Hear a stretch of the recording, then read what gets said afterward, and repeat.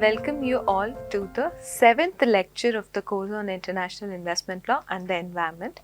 In this lecture, we will be looking at protecting foreign investment. What are the strategies used? Actually, the lecture is titled as Protecting Foreign Investment, Some Instances, because I wanted to capture all other ways of protecting foreign investment in this lecture itself.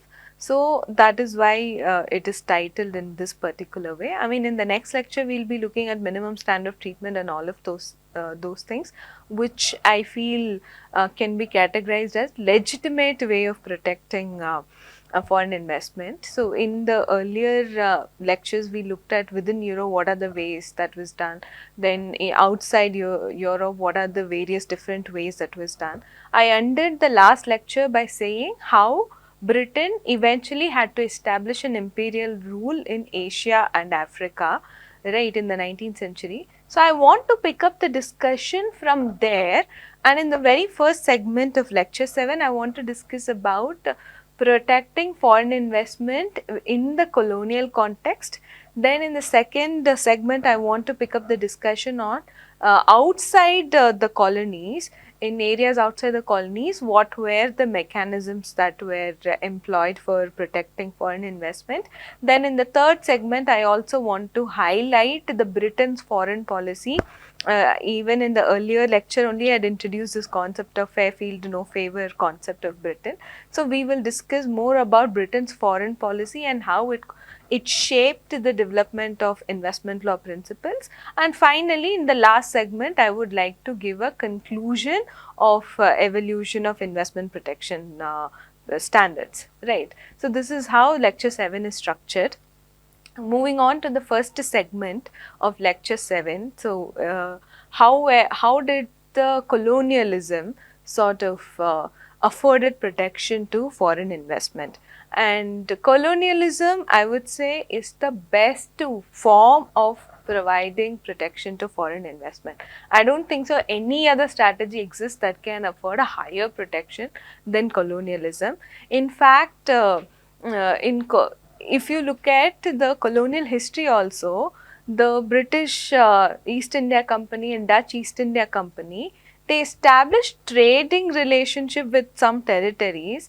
Eventually, then they started ruling those territories. Only later, those territories were integrated into the imperial empire, right, Britain Empire.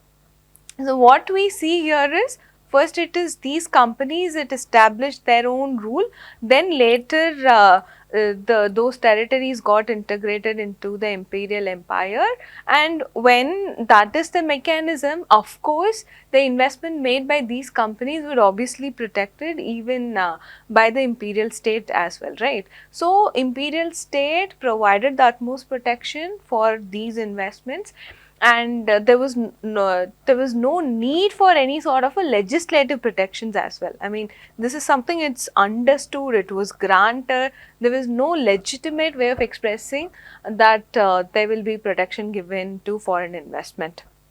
That was the case in terms of colonialism, and we see there were many trading companies that were even granted some delegated power by their home states. We can see French East India Company, Dutch East India Company, Dutch West India Company, East India Company of Britain.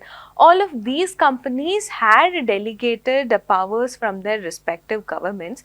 And why would they get a delegated power? In fact, these are all trading companies. Why should they take the political burdens? Rather, shouldn't they be focused on establishing trade relationship? Why should they take the political burdens?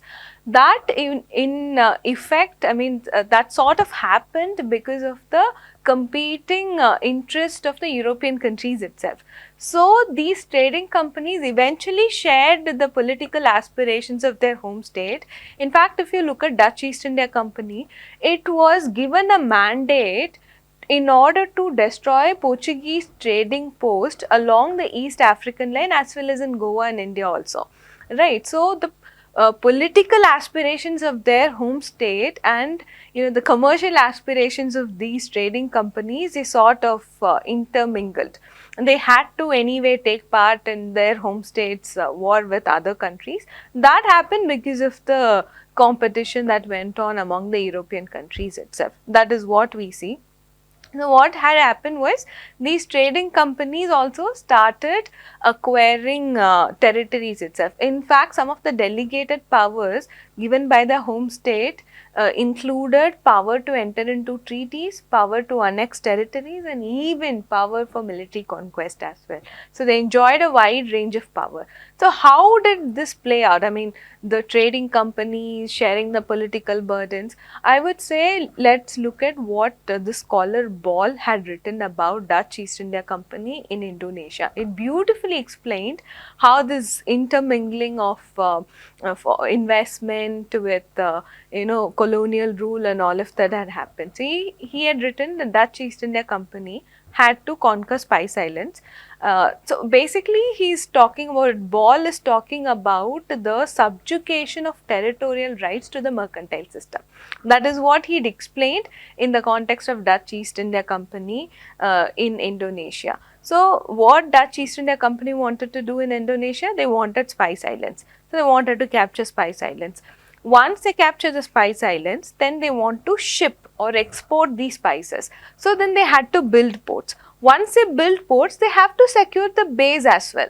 So in order to secure the base, then irrevertibly, what happens here is they are going to sort of establish a rule over the territory where the base is located. That anyway happens. That's what Ball is describing. In order to capture the Spice Islands, to establish a base, to protect the base, they had to govern the surrounding areas where the base is located. So, colonial rule is so intermingled with your trade as well as investment. And that is how even these trading companies started acquiring territories as well. Now, it is in this context what we've seen was many international doctrines started getting developed around this time, right? Take for example, Hugo Grotius is considered as father of international law. And what we see, he was a legal advisor to Dutch East India Company. So in fact, some of the works he had written, which are now celebrated works in international law, apparently those were written in order to justify the capture of Portuguese ship Saint Catarina by Dutch East India Company. Apparently in his works, he tried to defend the company to whom he is acting as a legal advisor, and that all became very significant international doctrines. So now in one of his work, he had elevated the commercial interest of a private company. How did he put so much of significance to commercial interest of one private company? Because he says any action taken against the commercial interest of that private company, that will be clashing with the national identity of the company. And when it clashes with the national identity, then it becomes a legitimate basis for a state to go to war as well. So what we see here is now these trading companies started capturing territories, annexing territories, acquiring territories, and then we are also seeing certain international doctrines be coming up, and the application of these doctrines also became relatively easier when they started classifying countries into civilized nations and uncivilized nations. So that is how your commerce, warfare, international law, they all got intermingled, right? And in the context of colonialism, what we generally see here is the imperial state had even changed the traditional agricultural patterns of colonies as well.